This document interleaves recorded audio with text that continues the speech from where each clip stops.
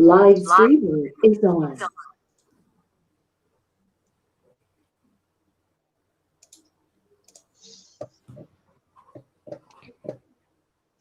A ver. Bueno, cando queirades, Segundo.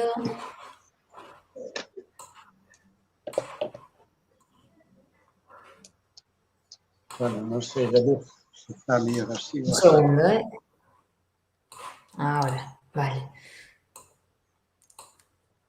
Bueno, pois moi boas tardes a todos e a todas. No encontro desta semana sobre temas de relevancia local que vimos tratando dende fai uns meses, vamos a falar das brañas, cunha das persoas que precisamente mellor as coñece como é o compañeiro Carlos Silva. Non? Por introducir un pouco o tema, vamos a empezar por falar do que son as brañas, no? Que entendemos como as brañas. As brañas son, para a Sada, un recurso natural de primeira orden, cun potencial, ademais, para convertirse nun recurso de turismo sostível, de turismo de natureza e nun elemento cultural vertebrador da economía local, non? Ten ese potencial. As brañas teñen unha orixe artificial, o humidal é consecuencia e produto dunha explotación de arxila para a fabricación de tella e de ladrillo que se deu a principios do século pasado, a principios do século XX. Polo tanto, trátase, como digo, dunha zona de humidais de orixen artificial, pero naturalizada. Es dicir, as cubertas, feitas como consecuencia da actividade das telleiras, foron conformando un ecosistema acuático cunha serie de lagoas de auga doce que propiciou co tempo a colonización natural por un tipo de vegetación moi singular como é a vegetación propia do bosque de ribeira. Este tipo de vegetación destaca pola riqueza e diversidade, así en xeral, e en particular nas brañas de Sada, Malia, a existencia de plantas invasoras na actualidade, como esta erva da pampa, non? Os plumachos que coñecemos e que son tan chamativos a nivel visual. Tamén a nivel faunístico, as brañas de Sada teñen moito interese, albergando aves como o martín pescador ou o falcón peregrino, tan coñecidos, ou outras en perigo de extinción, como a ave coñecida como escridentada,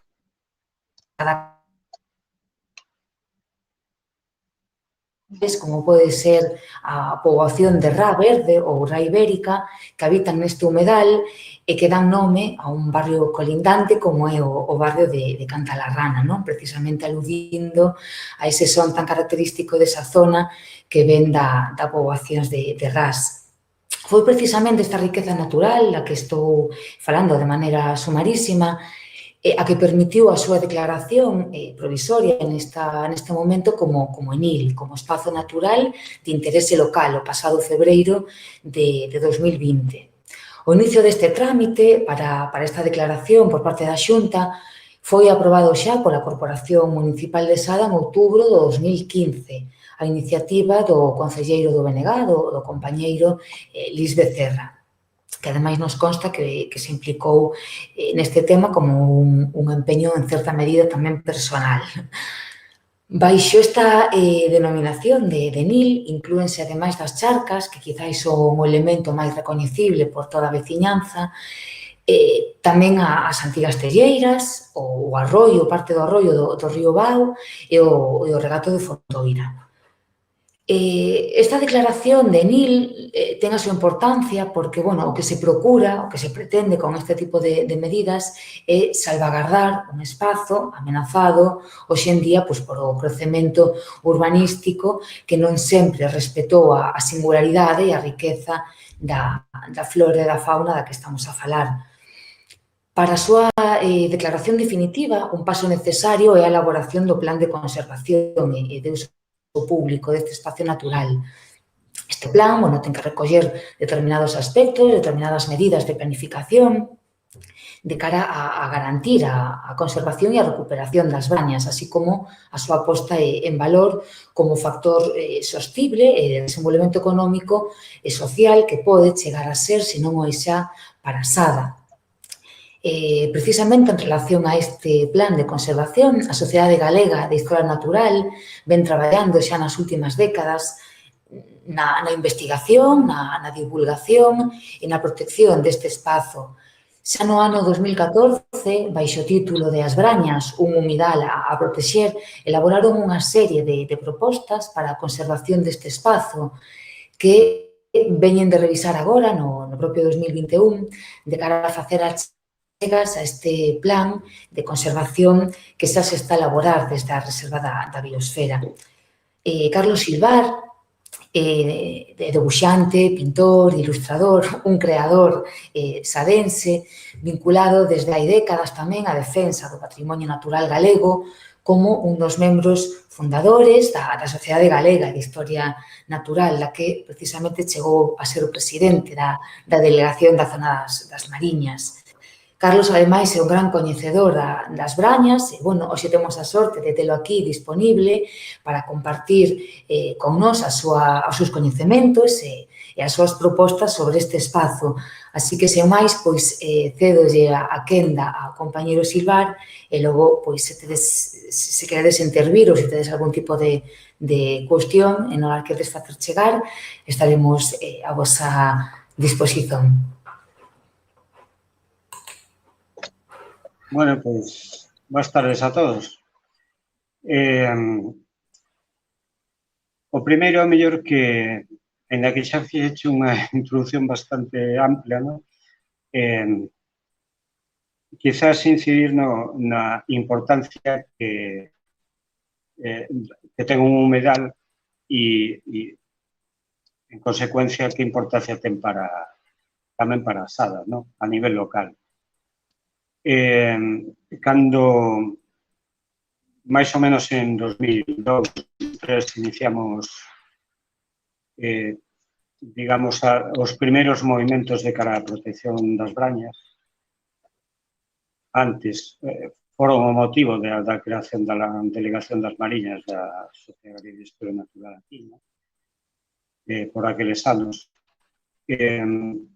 Básicamente, bueno, o importante pues, era salvaguardar un espacio que a nivel internacional, bueno, un humedal, ¿no? Que a nivel internacional é o único hábitat que está protegido, ¿no? A través do convenio Ramsar, que o Estado español suscribiu no ano 82, non lembro. E entonces, bueno, a nos parecíanos vital preservar un espacio tan importante como as brañas pola súa importancia como humedal e pola súa importancia para a propia sada, ¿no? Ter un lugar así e estar ano tras ano soterrando, facendo recheos, construindo en riba, etcétera, pois é unha auténtica aberración, non? Aberración que non só se fixo aquí, desgraciadamente é un exemplo que, bueno, que se veu facendo en outros moitos puntos de Galicia. Pero, en fin, por sorte, logramos parar esa dinámica, revertila, e hoxe estamos a piques de, por fin, logo de casi 10 anos, que iniciáramos en 2013, fixéramos a primeira proposta á Xunta para declarar as brañas humedal protegido, que para nós é realmente a figura máis acaída, porque é unha figura de protección máis importante que non depende, que depende directamente da Xunta. Pero, bueno, digamos que conformámonos con facer a proposta do ENIL, apoiala por un pouco como xesto de boa vontade de cara a un primeiro paso, un nivel de protección, digamos, ¿no? Porque o ENIL, claro, ten un inconveniente de que depende da vontade do goberno municipal de turno, unha para leválo a cabo e outra para mantelo, non? si pasan 2 anos sin que no ENIL se faga ningún tipo de actuación ou se abandone a súa xestión, a protección revirte ou pode revertir. En cambio, do humedal protegido xa é máis complicado que se pase. Por eso, nos seguimos apostando porque as brañas de Sada nun futuro máis ou menos inmediato teña de protección máis alta. Méritos ten e non hai ningún impedimento legal para que non sexa así. E entonces, pois no noso horizonte mantemos esa ambición, digamos, ¿no? Pero por que é tan importante un humedal, ¿no? Pois basicamente porque son espazos con unha biodiversidade moi grande, ¿no? Funcionan como auténticos viveiros da natureza, ¿no? Logo, tamén teñen unha función moi importante en canto a depuración das augas. Si as brañas non existiran, a praia de Sada daría uns índices de contaminación absolutamente inasumibles de cara ao verán, ¿no? Para o baño, dedicamos. Non só para o baño, sería tamén imposible o tema o mínimo marisqueo que aínda se fai, ¿no?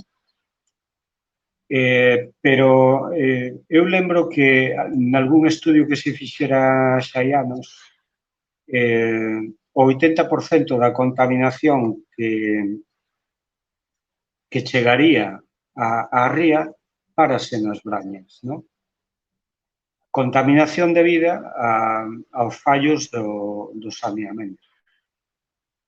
Porque hai que ter en conta que, bueno, a rede de saneamento de Sada ten moitísimas bombas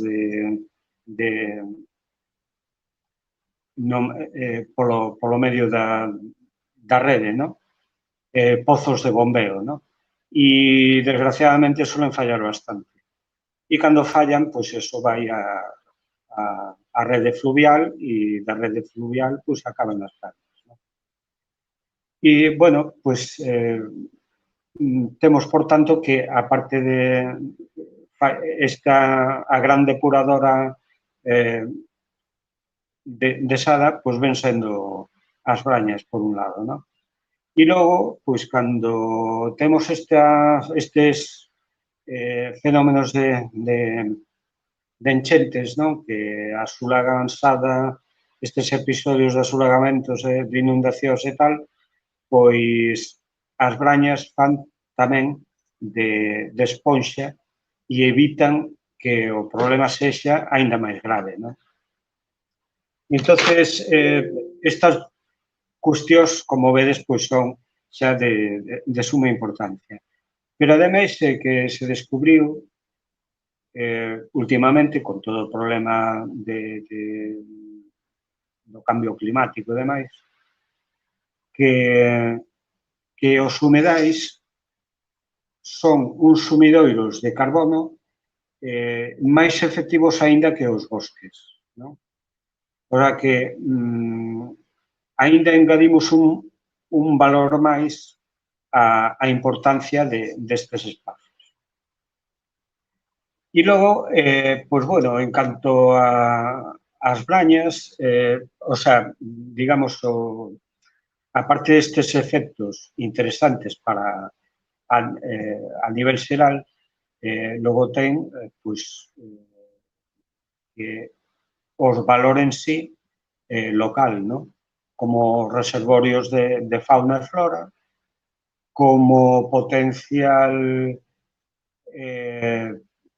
digamos, explotación a nivel de turismo verde, o sea que diversificaríamos a oferta turística da localidade. E, claro, para isto, evidentemente, temos que poñelo en valor, ¿no?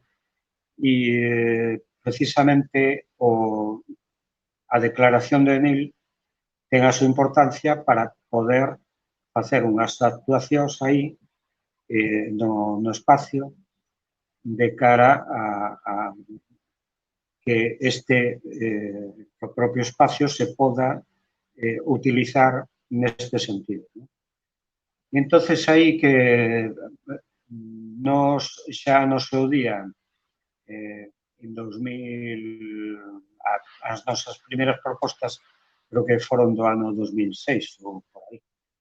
E fomos actualizando a medida que íbamos coñecendo mellor o espacio e demais, pois fomos actualizando estas medidas. E a primeira que lanzamos un pouco público foron en 2011. E entón vos conto un pouco cal as propostas que lanzamos agora de cara á intervención para o plan, para a elaboración do plan de xestión do ENIL. Vos podo contar un pouco de que van as nosas propostas e logo, pois, bueno, se queredes, pois podemos un pouco comentarlas, non? Ou se queredes afondar en algunha cuestión máis. Entón, basicamente, as propostas, bueno, son as seguintes. Nos o que queremos, basicamente, é que a intervención no espacio sexa o mínimo posible. Ou seja, manter a naturalización no máximo nivel posible. E entonces, o que pretendemos é que as poucas intervencións que se fagan que sexan perimetralmente, non? E serían as seguintes. Basicamente sería facer 2 observatorios de fauna. Un deles estaría ubicado nas inmediacións das instalacións deportivas. Aínda temos que ver exactamente onde, porque a acción máis importante sería revertir os últimos recheos que se efectuaron en 2004 polo goberno de Rodríguez Ares, non? O sexa, o que neste momento se está utilizando como estacionamentos, xusto no borde da zona urbana, non? Aquí tiñamos un pouco de reservas sobre cal sería a intención do goberno municipal, porque a última idea que tiñamos era que se quería un pouco consolidar isto como zonas de estacionamento, non? Pero, bueno, na última reunión que tuvemos co Concello, a Reserva da Biosfera e as persoas que van a redactar o plan de xestión, pois xa vimos que, bueno, que isto non vai ser así, que parece que coincidimos e entonces se vai revertir estes recheos, vanse revertir a intentar recuperar o que era ese espacio con anterioridade, non? Evidentemente, isto vai levar uns anos porque aí había unha zona importante de bosque xa con, bueno, sobre todo ameneiros, non? Era, digamos, o máis importante da masa. Pero, bueno, vaise tratar de facer unha acción de volver a inundar esa área e, polo menos en parte, e recuperar a zona boscosa, non? Ben, isto é unha das accións máis importantes. O outro que xa exixe, digamos, vai ser o que permita, digamos, o disfrute do cidadán, non? Pois serían os 2 observatorios. Un, o que acabo de mencionar, que estaría nesta área, xa veremos onde se ubicaría. Habería unha senda perimetral que uniría con outro punto a recuperar, que serían as telleiras Brandariz, que evidentemente eso é unha cousa que aínda hai que xestionar, e que nos o que apostamos é porque sexan un museo das telleiras, non? Recuperar neste espacio a memoria do que significaron as telleiras pois na economía e na historia de Sada hasta os anos 70 e algo do século pasado. Entonces aí esta recuperación, pois, bueno, sería un pouco por en valor facer un pouco de arqueoloxía industrial, non? Que se poda ver que eran as telleiras, como funcionaban, un pouco a tecnoloxía que aí se foi empregando ao longo do tempo e bueno, aparte desto, bueno, ver tamén as ferramentas, os artiluxos que aí se emplegaban e demais, non? E despois, ben neste espacio ou ben en algo nun axacente, pois podía ser tamén un centro de interpretación das brañas, non? Donde se expliquen os valores naturais, donde se explique a importancia do humedal e donde se explique, pois, bueno, as especies, o que a cubilla e demais, non? E, bueno, próximo a telleira, a esta telleira, nos introduciríamos nas brañas, sería o único punto de acceso ao espacio natural no extremo do espigón que hoxe particularmente utilizan de paseo, se ubicaría un segundo observatorio que ten acceso ás dúas pozas máis importantes, máis amplas, máis extensas, que están no corazón do Emil, non? Entonces, pois, bueno, estas, digamos, serían as intervencións máis importantes. Hai outra que nós tamén propuxemos, que sería a recuperación duns fornos de botella que existen no Tarabelo, aos que se pode acceder polo Camiño das Lixelas, pola zona do Tarabelo e o Camiño das Lixelas. E estes fornos de botella, bueno, hai dous en pé, casi tres, que, bueno, habería que consolidar, habería que intervir aí. Realmente eso sería unha intervención de urxencia porque xa están, digamos, invadidos polas cedras e realmente perigan, non? Cada ano que pasa é unha aposta máis a que caigan, non? E entonces, bueno, estes fornos tamén teñen un interés de que foron ou son propiedade de, bueno, realmente ainda non temos claro, pero pertenceron a Alicio Arias de Castro, o pai de Mimina, a muller de Díaz Pardo, non? E entonces, para min, bueno, eu teño a hipótesis que a verdade que tería que comprobar se é certa, de que serviron un pouco de base para a tecnoloxía que se empregou no primeiro momento nas cerámicas do Castro. Porque na cerámica do Castro, no primeiro obradoiro que donde se iniciou, utilizouse un forno de botella exactamente igual que os de leña, igual que os que se utilizan, que estes que están aquí da telleira Alicia, ¿no?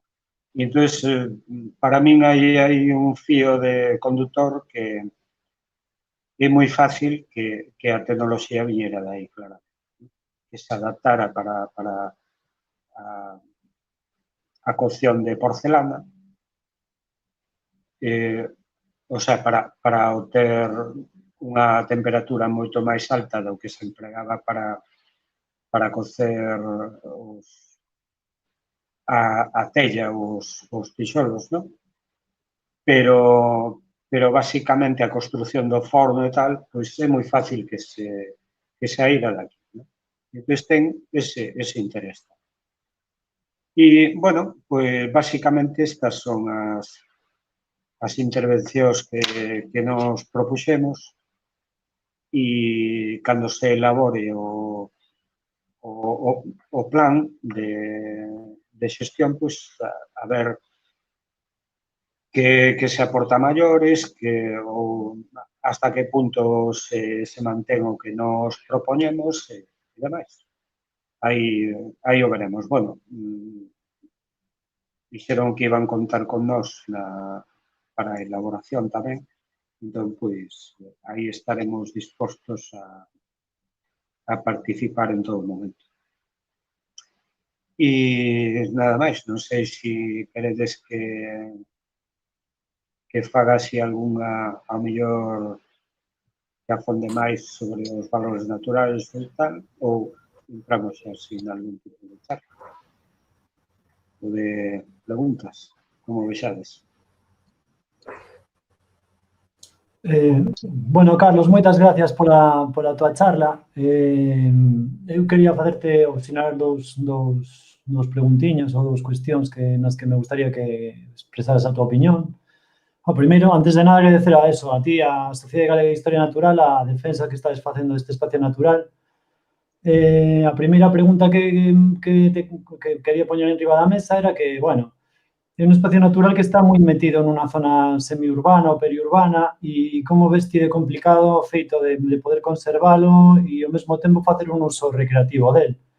Porque eu creo que estando onde está é inevitable que se intente facer un uso recreativo para pasear, para disfrutar da natureza. Entón, como ves ese tema, que me parece conflictivo? E despois outro tema que tamén se me pasou pola cabeza, pero non sei se é moi acaído, que, claro, como diste, a zona de aparcamentos actual se agranda, ti vas a facer que reter máis volumen de auga aí, se podría ser un sistema un pouco máis natural de prevención das riadas que hai en Sada, non? Bueno, pois, deixoche aí esas dúas cuestións, a ver. Vale, gracias. Vamos a ver, mira, precisamente un dos valores das brañas é estar onde está. E a principal ameaza é tamén esa. A proba está que Sada medrou a conta das brañas. Ten en conta que Sada está construída, bueno, como o seu nome indica, Sada da Area, está construída sobre dunas e sobre braña. O núcleo, en vez de estar en Sada da Riba ou tirando pauces, foise asentando aí. E foi medrando a costa da praia e a costa do humedal que tiña detrás. De feito, os últimos recheos foron a última falcatruada, digamos, que se fixo contra as brañas, porque aínda se pensaba construir máis. E o plan que se elaborara no seu día, nos anos 90 e algo, non recordo a data exactamente, aquel Parque Natural das Brañas do goberno de Rodríguez Ares, en realidade o que pretendía era eliminar máis brañas para construir ou para dotacións, pero claro, o truco cal era? Era facer o plan para poder facer algo aí, poder intervir legalmente aí. E entonces, o que se facía, o mecanismo era, un constructor construía unha urbanización en tal sitio, na que estaba obligado a ceder unha serie de espacio como dotación, ¿no? Para o Concello. Pero en vez de facelo no espacio de urbanización, permutaban, decían, no, ti construyes aí, pero a dotación vai ir nestes espacios de urbanización, ¿no?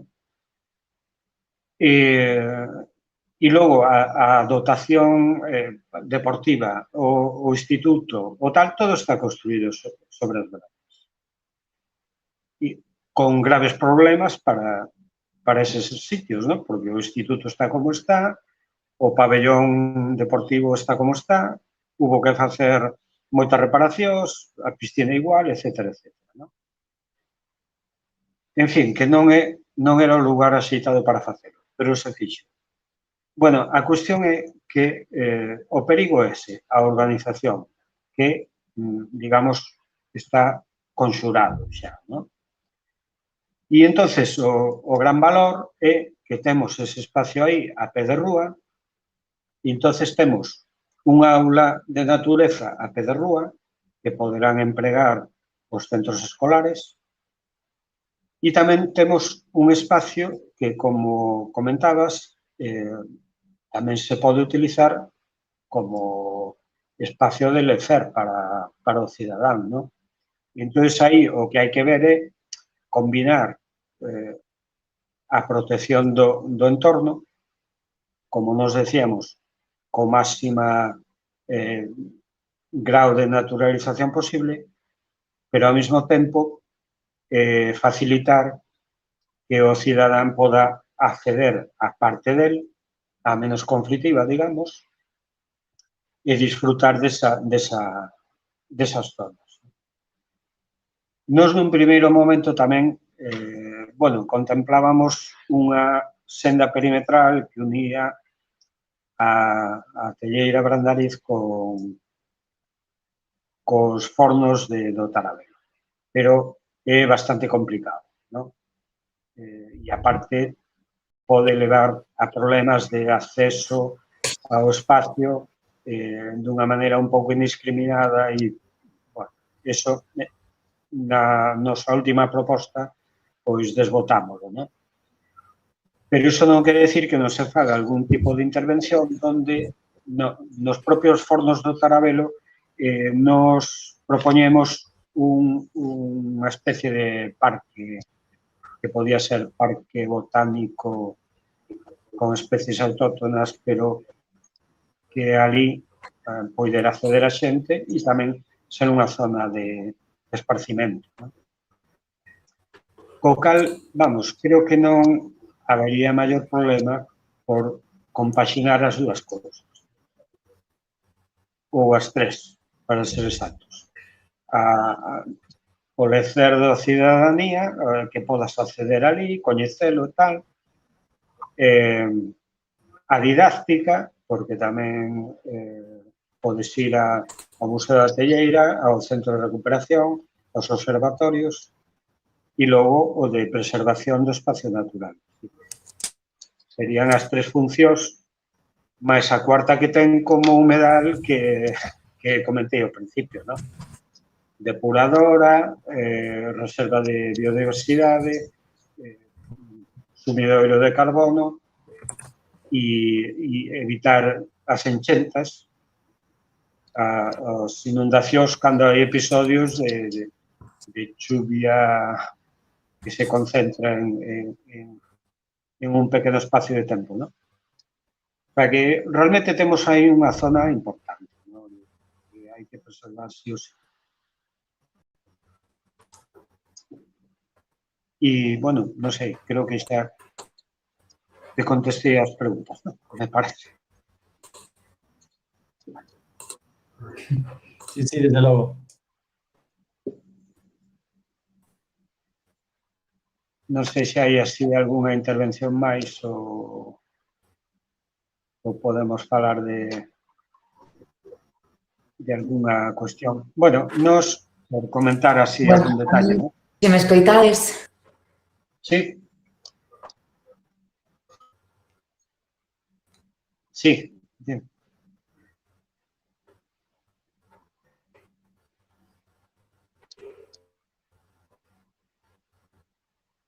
Preguntabas algo? Carlos, perdoa, vou con un pouco de non te preocupes, Sí, hai algo de retardo.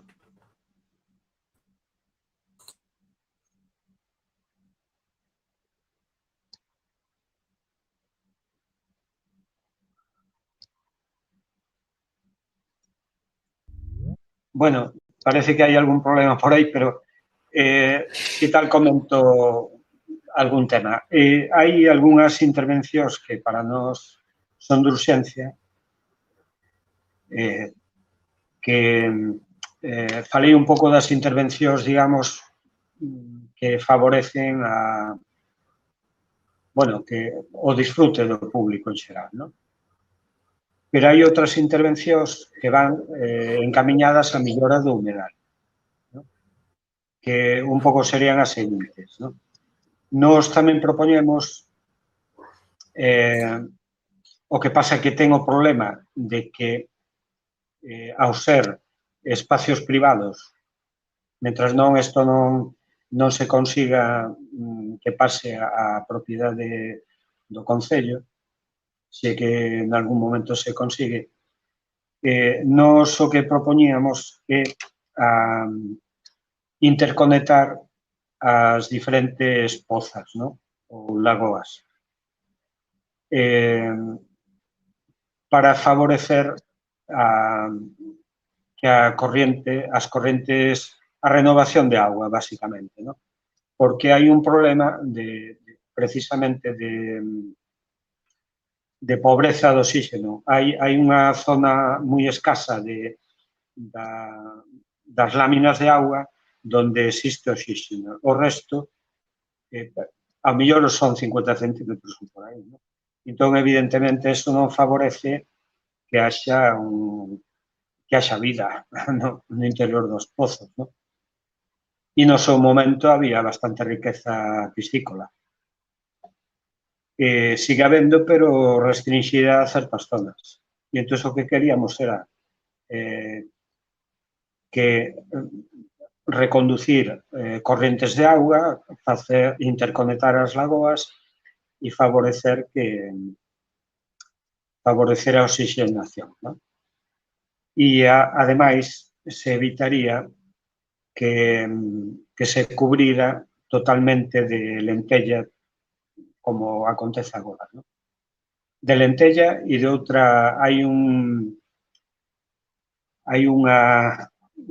fieito flotante que tamén cubre moitas veces toda a superficie das lagoas, non? E entón evitaríamos que isto acontecera. E logo, outras intervencións van encamiñadas a preservar algúns vexetais interesantes, non? Por exemplo, hai uns pés de Woodbardia radicans, que é un fieito relicto que nada máis que no Concello, que teñamos localizado, existe en Praia Arnela, e logo hai uns pés que temos aquí que son incipientes, é unha colonización, digamos, recente, non? Pero que, dado que na actualidade as Brañas, desde hai 2 anos, está totalmente invadido de xabalín, os camiños hoxe están totalmente enlamazados porque están transitados por eles, non? Pero estos pés de Woodbardia están ameazados polo paso do xabalí. E aparte hai tamén outros fentos que son, o cola de cabalo se coñecen vulgarmente, non? Tamén hai unha área que non é bastante reducida, que a teñen absolutamente pisoteada. E entonces aí queríamos, claro, que se fixera algunha intervención para desviar o paso do xabarín e que non acabara por destruir a poboación que hai. Esas son outras, digamos, accións encamiñadas á millora do humedal ou á preservación dos valores que ten. Logo hai un dos valores, digamos, o que lle dá valor é que no inverno temos aves migrantes, temos anátidas, a cerceta real, ven refuxarse nas brañas.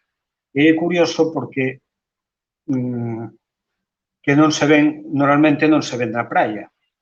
A praia e as brañas son parte do mismo hábitat, digamos, non? Porque, por exemplo, os lavancos que vemos a centos, hai prácticamente 2000 exemplares por aí. Os que vemos na praia, pola noite veñense refuxiar nas brañas. Pero, curiosamente, a cerceta fai vida ali, non? Prácticamente non sai das brañas. E no inverno, e é unha ave protexida. E entonces isto lle dá importancia ao propio humedal. E xa digo, no inverno pois hai un contingente pois que eu, bueno, as veces que máis contamos aproximábase a 300 exemplares, non? E, bueno, pois é outro dos valores que temos aí. E, bueno, non sei se tedes así algunha pregunta máis que poda responder. Bueno, siento ser pesado, Carlos. A única así que se me ocurre, claro, tal como estamos na situación de pandemia, a min personalmente apeteceme moito ir ao monte, entón me estás como metendo o gusaniño de ir a visitalas. Ti crees que se, por exemplo, nos dedicáramos a facer visitas guiadas cando isto acabe da pandemia ou en pequenos grupos, faríamos moito impacto? Sería posible ou teríamos que fazer unha intervención antes de visitar este espacio? Bueno, vamos a ver. Primeiro, un consello. Se non as coñeces, non te metas, porque son perigosas. E son perigosas porque a profundidade dos pozos é moita e é desde o punto cero, digamos, desde o borde da auga, o pozo, o sea, se caes aí, vas papar un bon susto, non? E despois hai outra cuestión, que hai algunhas zonas aparentemente transitables que en realidade é un entramado de raíces, sobre todo de iris, que fai plataformas sobre a auga. A veces son, digamos, soportan o peso, pero non quere decir que non teñan polo medio ocos nos que te podes meter, non? Entón, se non coñeces a zona, é mellor ir acompañado por quen a coñece, non? Logo hai os sitios que antes eran transitables, cando eso se explotaba, eran, bueno, que se chaman machós, eran zonas, uns pasillos de pouco máis dun metro entre pozo e pozo, non? E por aí transitaban para comunicarse entre os diferentes puntos. Hoxe en día eses machós están ocupados prácticamente por arboredos, non? Por ameneiros, carballos e moita silva, non? Normalmente, cando pasan uns meses, hai que volver ali, pero con un machete para facer camiño outra vez, non? A zona que está transitable agora está transitable polo Xabarín, porque vai desde a zona das Lixelas ao centro das lagoas, por onde pasa o río Vao e por aí, e entonces esa zona é transitable. Podes andar, está moi enlamada, hai moita árbore caída e tal, como digo, parece un campo de entrenamento da infantería, ¿no? Porque realmente tens que ir agachándote, saltando troncos e cosas así, ¿no? Pero hai algunha parte que utiliza o xabarín donde estás moi próximo aos pozos e hai que ter cuidado porque o camiño pasa xusto por unha zona donde te podes colar, ¿no? E hai que arrimarse moito a banda contraria, a dereita, ¿no? Do camiño. Pero, bueno, dito isto, na zona das lixelas si é fácil acceder, tendo esta precaución. Aí, por certo, hai un gran baño do xabarín e aí non ten maior perigo, ¿no? Ainda que hai que salvar un desnivel grande, ¿no? E, bueno, no caso diso, hasta aí podes ir. No outro, xa non é tan aconsellable. E logo, pois, bueno, para facer visita, pódese facer con grupos, de feito, nos témolas feito con algún curso de instituto anos atrás e algún colexio, pero hai que facelo en pequenos grupos e coa precaución, con botas de goma e coa precaución de...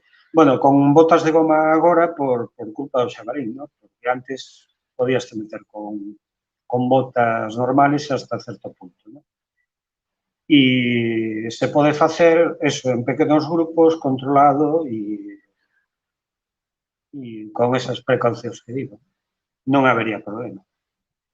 De todas maneiras, cando o ENIL este en marcha, o acceso ao interior estaría restringido. Nada máis que se podería pasar pola zona da Telleira Brandariz hasta o observatorio que comentei, o segundo observatorio que estaría no centro, ¿no? Porque é unha zona segura, podes andar por un machón amplo que hai e tal, e por aí non habería maior problema. Non sei se nese momento, no plan de xestión, se contemplarán visitas, digamos, autorizadas polas lixelas ou xa en plan, digamos, máis didáctico, máis puntual e máis controlado.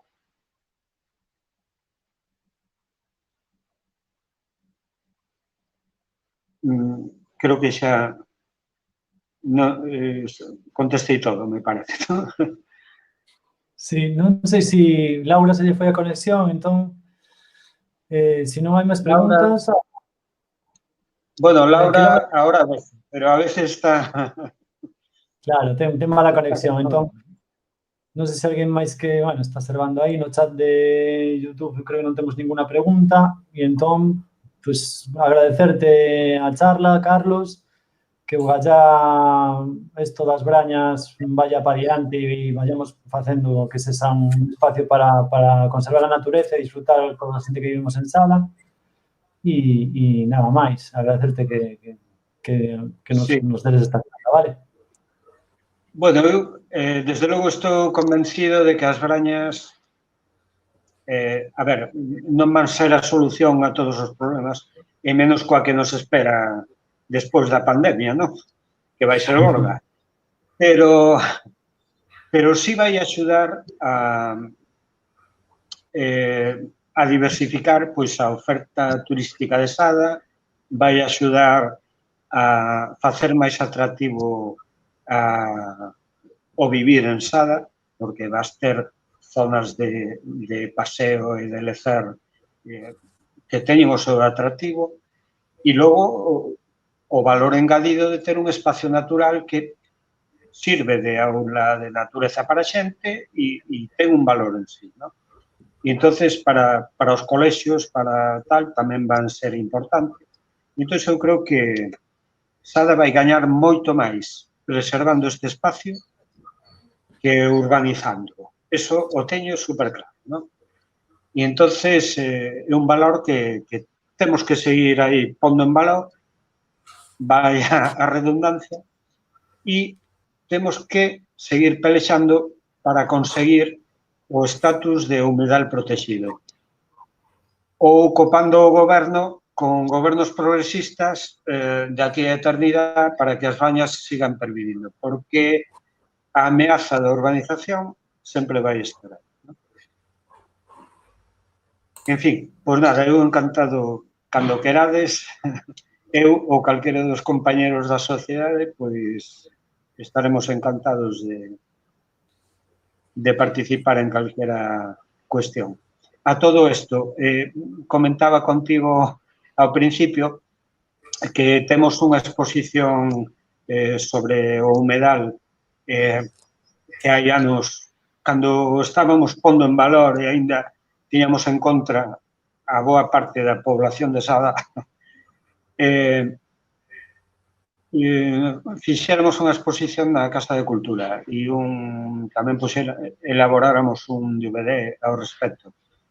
E agora estábamos pensando en relanzalo, en volver a poñelo agora que se está facendo o plan, queríamos relanzar a exposición e facer ao mellor algunha charla, E entonces a ver se logramos conseguir pois ou ben a Casa da Cultura ou ben outro espacio para poder relanzar o tema, O sea que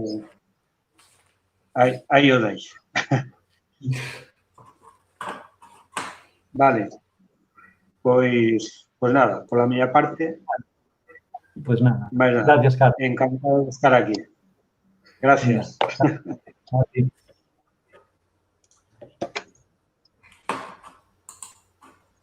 Ata outra, entón. Ata logo.